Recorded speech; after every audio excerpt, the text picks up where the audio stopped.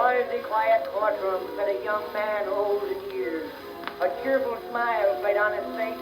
His eyes were filled with tears. As in that crowd he sat alone while he stood up for trial. The judge was all attention. He was sleeping all the while.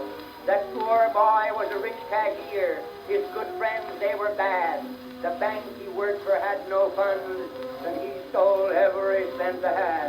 When down the aisle that walked direct, an old man bled for years. He tried to speak, but all in vain, and his words rang out clear. That villain is our only son, the only son we've had. And all his brothers, they were good, but he was always bad. And long before that wretch was born, he was our pride and joy. I don't know what he's here for, but kindly hang my boy. End of Act First.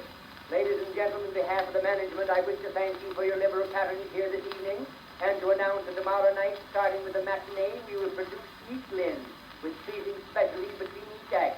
Our headliner will be Chuck Chuck, the human-faced chicken. As there is only one Wednesday next week, we will give our Saturday matinee then. Each lady, while leaving the theater, will be presented with a souvenir, a beautiful ton of coal. We carry special scenery for this production of East Lynn. I will be pleased to bring it out here and show it to you, but our property man has it locked up in his dress suit case. I am very sorry to say that he has been off the water wagon for some time now.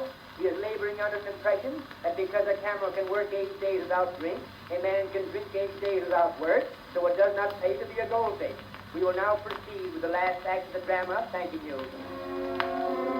The bank was robbed, the old man's bed was sun was far and sea, and judge is just as clear as mud. The villain must be he. Sing to the families that never saw that bank. They all have lost their savings. They have my son to thank. A scream ran through the courtroom. A woman staggered in. She scarcely weighed 800 pounds. Her face was drawn and thin. She fell exhausted in a chair and fainted with a sigh. And says, Judge, I'm his mother. And the villain, he is I. My son, the old man cried, forgive me for it all. It was your mother robbed that bank, a bank you never saw. The courtroom seemed to vanish then.